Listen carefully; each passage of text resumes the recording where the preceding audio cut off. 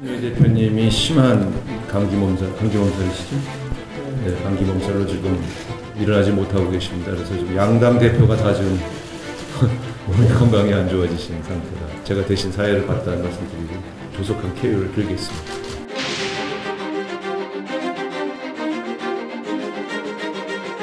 손재열 법원 행정처장의 명예를 훼손하고 허위사실을 유포한 것이고요. 동부지법 부지에다가 서울시장과 상의해서 확정을 짓고 왔다. 이렇게 말씀을 하셨는데 광진구청에서는 확정된 게 아무것도 없다. 이렇게 얘기를 했거든요. 그것이 허위사실이죠.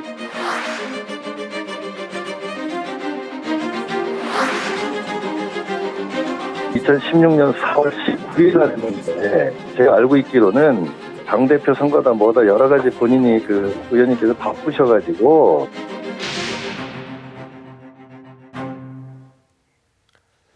네, 요즘 여야 당대표들이 순환을 겪고 있는 듯합니다. 정세균 국회의장 사퇴를 주장하면서 단식 농성을 한 그 새누리당 이정현 대표.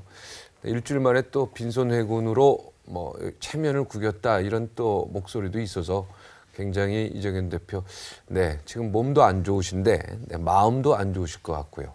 추미애 더불어민주당 대표는 또 공직선거법 위반 혐의로 검찰에 수사 중이라고 합니다. 또 국민의당 박지원 비대위원장은 또 김진태 의원 한창 후배신데 김진태 의원과 또 막말 설전이 좀 잠입가경에 이르고 있습니다. 최병목 전 월간조선 편집장, 이현족 문화일보 논설위원 함께 잘했습니다. 어서 오십시오. 어떤 얘기부터 해야 되나 이거?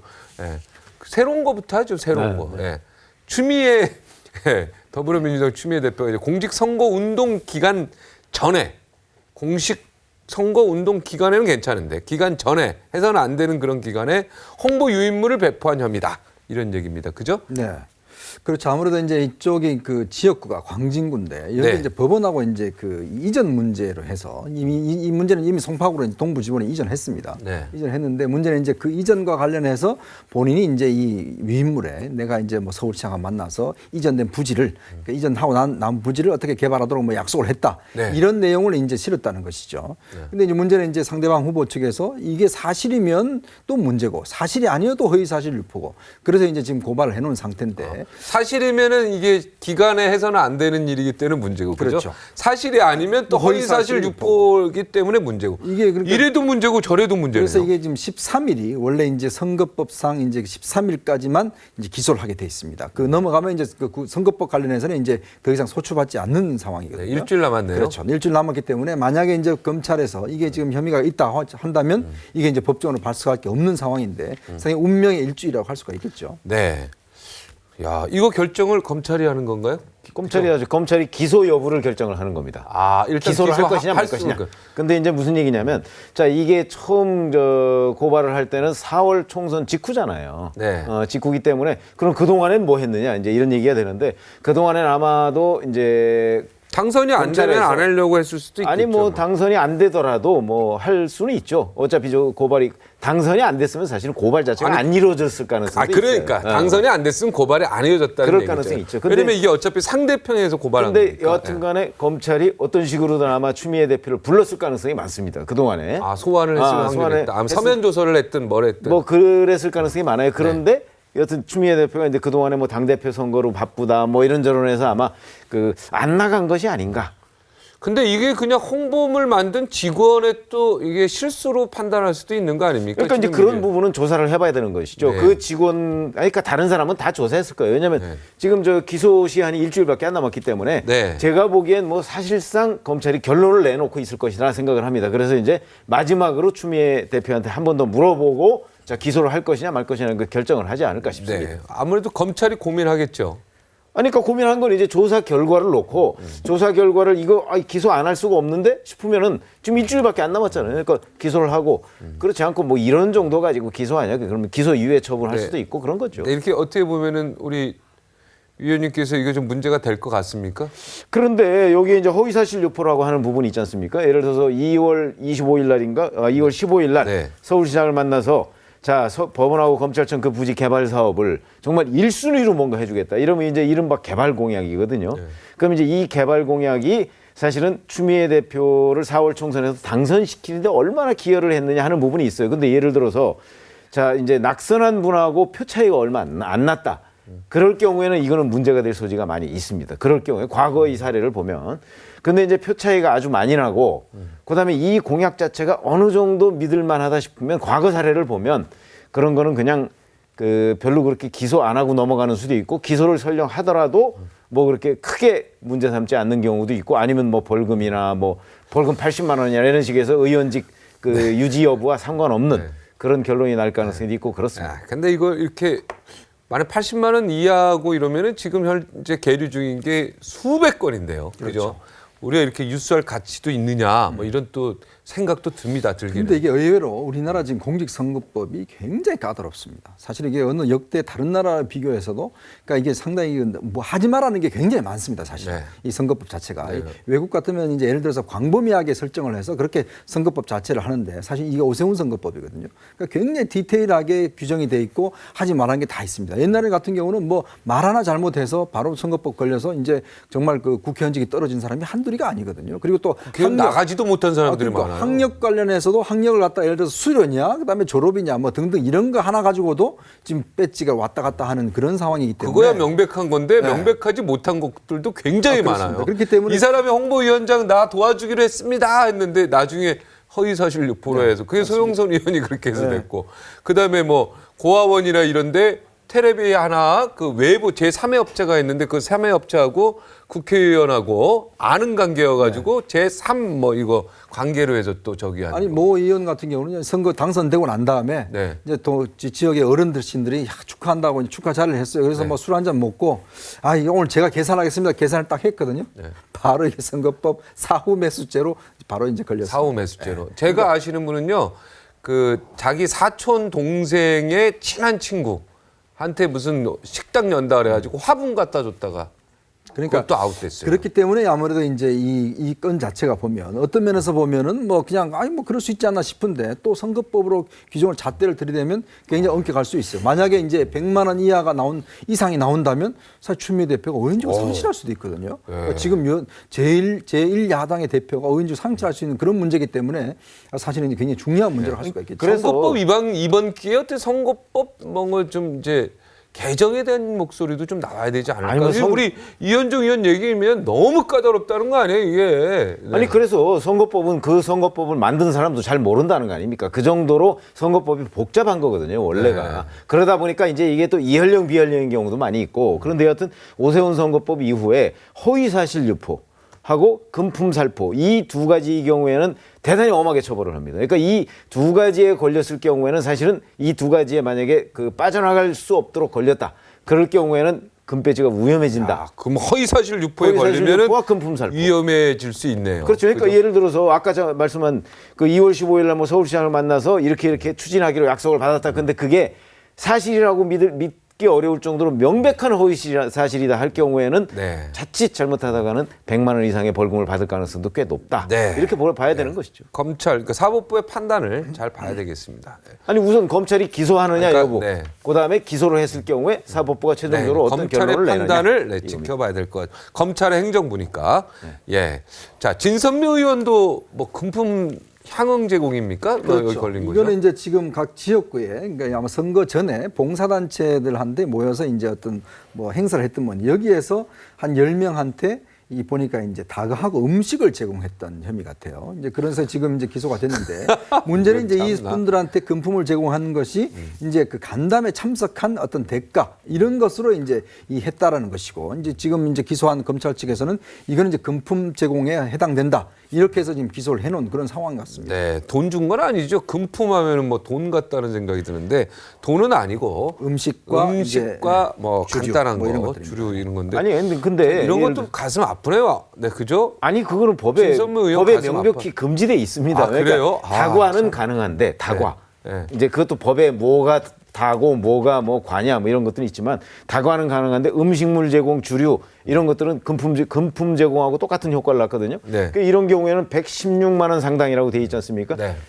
꽤 많은 거예요. 이 정도면. 숫자가 많으면 또 좀. 아니 그러니까요. 아, 그래도 그러니까 많다. 꽤 다중을 상대로 해서 음식물 제공을 한 거라고요. 이런 경우가 아까 제가 말씀드렸죠. 오세훈 선거법 이후에는 이런 것들을 상당히 엄하게 처벌하는 경향이 있기 때문에 네. 진선미 의원 이 문제도 검찰은 이제 기소하기로 했지 않습니까? 여기 이 경우에는. 그러니까 여기는 이제 법원에서 어떻게 판단하느냐는 거를 네. 결과를 봐요. 저는 선거법 위반한 국회의원들 다 만나보고 이렇게 얘기 들어보면 전부 다 기막히고 억울한 게 너무 많더라고요. 아니 그죠? 김밥을 주는데 네. 김밥에 젓가락을 주잖아요. 네. 이거는 음식물이에요. 근데 이 요지 있지 않습니까? 네. 그걸 주면 또 음식물에 해당이 안 돼요. 다과로 가는 네, 거예요. 다과로 가요. 그러니까 이게 지금 그래서 이제 항상 선건이한테 젓가락을 주냐, 요지를 왜냐면 주냐. 젓가락은 이건 식사거든요, 식사.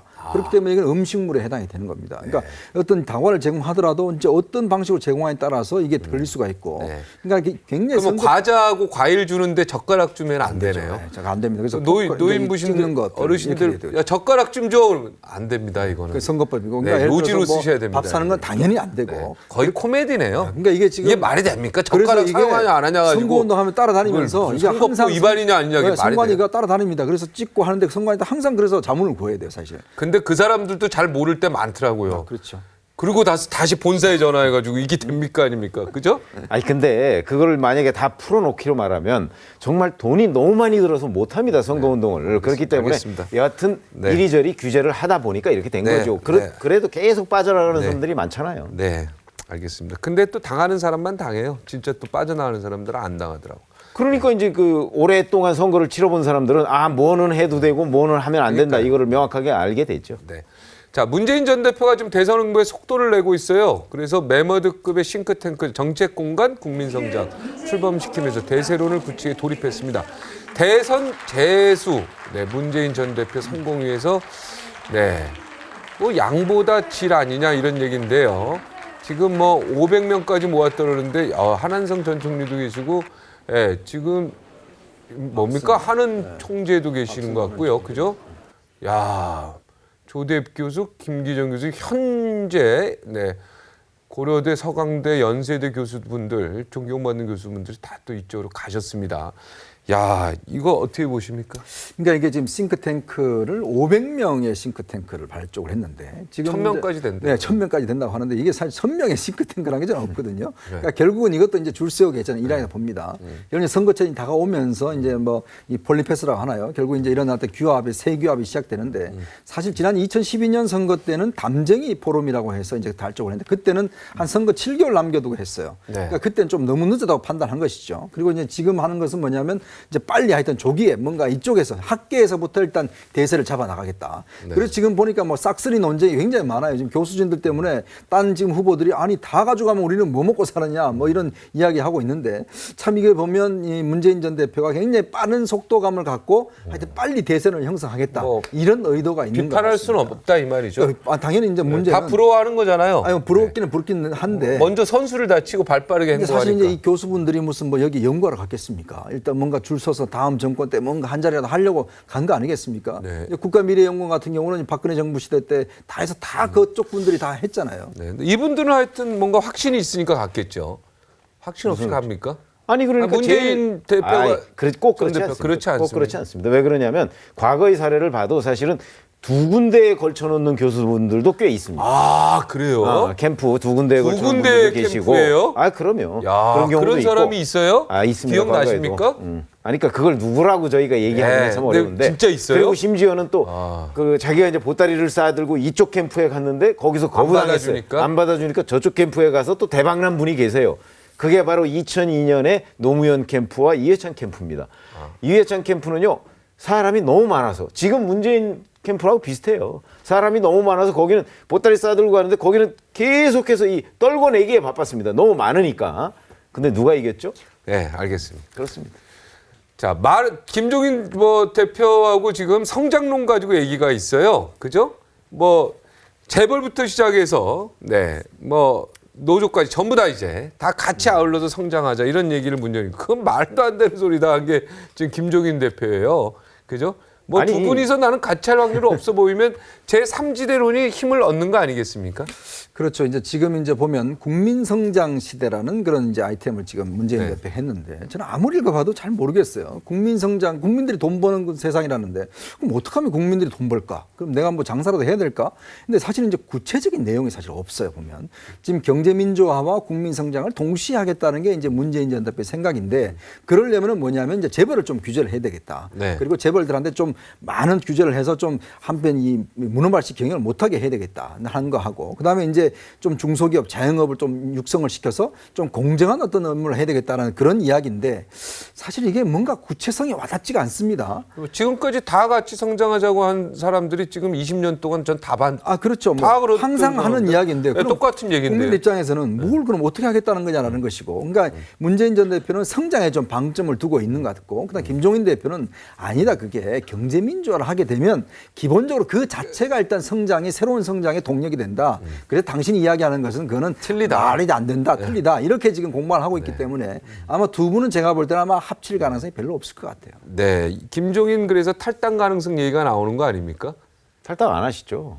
왜 안 하십니까? 문재인 후보만 후보로 확정되면 나올 수 있죠. 현재 국회의원직을 내놔야 되지 않습니까?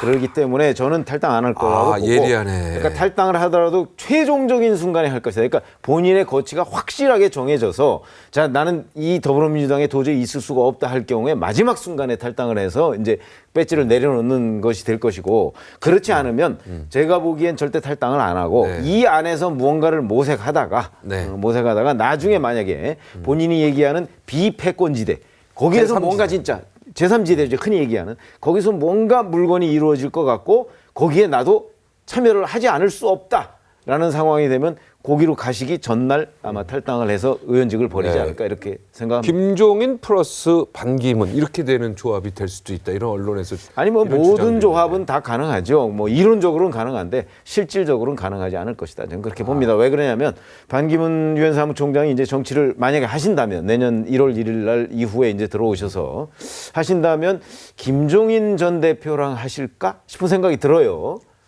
왜냐면 있죠. 두 분이 제가 알기로 잘 알 수 있습니다. 이분. 아니 잘 아는데 왜냐면 김종인 전 대표가 어떤 생각을 가지고 계시죠? 제가 그냥 느낌으로 가지고 있는 김종인 전 대표는 김종인 전 대표도 대통령 생각이 있어요.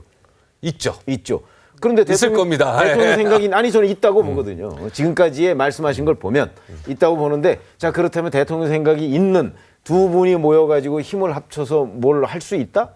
그거는 이론적으로는 가능하지만 실질적으로 그 가능한 거는 저희가 못 봤어요. 그 힘을 뒷받침하는 게 뭐냐면 반기문 총장이 사실은 야권 인사랑 훨씬 가깝거든요. 네. 아시지 않습니까? DJ 때 노무현 때 장관 아나운서 썼고 다 신문이라서 얼마든지 저는 이 가능성이 높다고 봐요.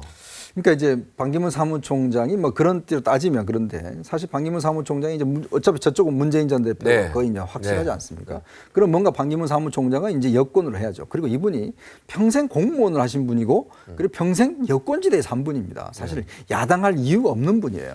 그렇다 본다면 제가 볼 때는 아마 반기문 사무총장은 여권이란 큰 테두리 속에서 즉 새누리당이냐 아니냐는 문제는 다르지만 새누리당 플러스 알파 뭐 이런 범위 속에서 아마 본인이 정치 활동하실 것이다. 아마 그런 가능성은 저는 크게 보고 있습니다. 마지막 주제 지금 앵커께서 말씀하셨는데 반기문 사무총장이 그러니까 노무현 정부, 김대중 정부에서 뭐 고위층과 훨씬 더 잘한다 이렇게 얘기하셨잖아요. 사무총장도 노무현 대통령 때 됐고. 아니 그야 물론이죠. 그러나 그거는 제가 보건대 반기문 사무총장을 잘 모르는 얘기 같아요. 제가 잘 모르고. 왜 그러냐면 그분은 공무원입니다. 공무원. 그냥 공무원으로서 그 당시에 집권한 정부의 봉사는 아니지만 집권한 정부에서 일을 한 거예요. 근데 이제 고위층을 일하다 보면 그 집권한 정부의 핵심들하고 친하게 됐고 그분들이 지금 야권에 다 의원들이고 높으신 분들이기 때문에 얼마든지 관계가 있어요. 아니 관계는 제가 있죠. 좀 들은 바가 좀 있어서 아니, 저도. 관계는 있는데 저도 기가 있다 더 친하지는 않다는 거죠. 왜냐하면 그 원래 공무원 생활은 박정희 정부부터 시작했고 YS 정부 때도 친한 분들 굉장히 많고 낮은 직업이었고 아니 그때도 차관 했으니까 차관은 YS 차관 수석 같은 거 뭐 하고 이러셨기 때문에 수석 정도 했으면 그 위로 장관밖에 없는데요. 뭐. 그러니까 거기에도 친한 분들이 많고 김대중 노무현 정부, 박근혜 정부, 이명박 정부 다 친한 분들이 많이 있습니다. 네. 누가 모이는지 그때 가서 한번 지켜보면 아시겠죠. 그러니까 거기에는 500명 이상이 모일지 아니면 1000명 이상이 모일지 한번 보셔야 될 겁니다. 네. 박지원 국민의당 비대위원장과 김진태 새누리당 의원과 설전이 지금 점입 가경입니다. 양측의 설전이 김진태 의원의 공격에서 비롯됐는데, 자, 박지원 위원의 그 박 대통령 국군의 날 기념사 비판을 두고 이적 행위를 규정하면서 이게 점점 커지고 있어요. 그래서 뭐 사실상 간첩으로 본 거 아니냐. 단어를 간첩은 사용을 하지 않았습니다. 그죠? 근데 그 정확히 사용은 안 했죠. 안 했죠. 네. 근데 그 우리가 문장이라는 게 맥락을 보지 않습니다. 네. 그런 어떤 사례들, 즉 예를 들어서 동독의 사례라든지 이런 걸 들면서 간첩이었다는 사례를 들면서 이제 이야기를 했기 때문에 그 문맥만 보면 딱 박지원은 간첩이다 이건 아니지만 그 전체로 보면 결국은 박지원은 간첩이라는 뉘앙스를 풍기도록 이제 그렇게 이야기를 한 것이죠. 네. 그런데 이게 조금 너무 심한 얘기하신 것 같아.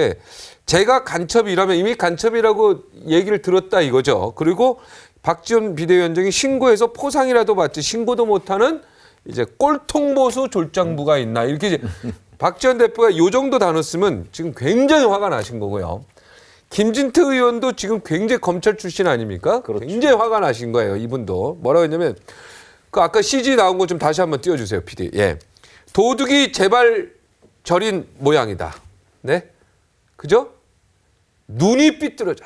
이분 눈 얘기해버리면 이게 참 뭔들 제대로 보이겠습니다. 이게 박지원 의원이 한쪽 눈이 없으시잖아요. 그죠? 아니 그걸 얘기하는 것보다 이제 시각이 그런데 시각이 그렇게 아니 두 눈이 정상인 분한테 저 얘기하면 뭐 오해 여지가 전혀 없는데 지금 우리 최선박에 말씀하신 대로 되는데 눈이 삐뚤었는데 이러니까 나 깜짝 놀랐어요 이게 눈 얘기를 해버리니까. 그래서 지금 뭐 거의 이제 그 뭐 막가자는 것이죠. 뭐 이 정도까지 지금. 아니 그러니까 이게 지금 굉장히 이게 사실 이제 뭐 어떤 본인은 그렇다고 안 하지만 사실 상대방이 받아들이기에는 정말 박지원 비대위원장의 어떤 평생 어떤 좀 숨기고 싶은 이야기가 바로 농내장으로 한쪽 눈을 이제 젊었을 때부터 이미 한쪽 눈이 안에서 지금 의안을 하고 계시거든요. 그거는 뭐 보면 다들 아는 상황인데 이제 문제는 그 눈을 이제 겨냥하면서 결국 삐뚤어진 시각으로 보고 있는 거 아니냐. 한쪽 눈이었기 때문에 이제 그런 식으로 이제 비유를 하는 것이기 때문에 이건 정말 좀 제가 볼 때는 물론 비판하는 건 좋은데 물론 뭐 잘잘못을 따질 수는 있죠. 그렇지만 이게 너무 상대방의 신체적인 문제, 더군다나 지금 제3당의 비대위원장 아니겠습니까? 그런 상황까지 이렇게 비유한다는 것은 정말 정치를 너무 황폐화시키는 게 아닌가 저는 그런 생각이 듭니다. 이렇게 신체 부분 그리고 그 부분에 좀 약점을 갖고 있는 분한테 이렇게 한 거는 이렇게 그냥 그런 의도는 아니었을 거예요. 김진태 의원도 분명히. 그렇지만 아까 우리 최 선생님이 말한 대로 그런 의도는 아니었을 텐데 그냥 제3자가 볼 때 좀 안타깝고 그러나 이제 김진태 의원은 이뿐만 아니고 사실은 여러 부분에 있어서 그동안에 사실은 거의 막말에 가까운 행태를 많이 보였던 거는 또 사실이에요. 그렇기 때문에 그 김진태 의원이 이제 소위 그 뭐 야당 뭐 공격도 할 수 있죠. 그리고 본인이 공안검사 출신이다 보니까 보통 사람들보다는 뭔가 이 안보 문제나 공안 문제에 있어서 더 뭐 잘 볼 수도 있긴 있을 거예요. 그러나 그것도 뭔가 우리 기자들이 흔히 얘기하는 팩트를 가지고 공격을 해야 된다 하는 점에서 보면 이게 뭐 법적으로는 묘하게 빠져갈 수 있을지 몰라도 그래도 지금 국민의당의 사실상의 대표인 박지원 원내대표한테 그 무슨 뭐 간첩인 것처럼 이런 식으로 얘기를 하고 거기에다 대고 또 뭐 박지원 비대위원장도 무슨 뭐 꼴통 보수가 어떻고 진짜 방송용으로 부적합한 저런 식으로 대응하는 것도 이게 거의 진흙탕 싸움 수준이다. 그래서 보기 안 좋습니다. 박지원 위원장은 박지원 대표는 내일 출연합니다. 라이브쇼. 첫 번째. 미리 광고를 하겠습니다. 여기 출연하시니까 이 이야기 모든 얘기 들어볼 거예요. 김진태 의원도 조만간 출연하겠다고 연락이 왔습니다. 그 이야기 한번 두 분 만나면 좋은데 같이 출연. 그럼 대박인데. 우연을 가장해서. 그거 우연을 가장해서 딱 같은 날로 오셔서 알겠습니다. 우리 또 그 박민선 닥터가 또 오셔서 여기까지 하겠습니다. 뭐 더 하실 말씀 없죠? 네, 감사합니다.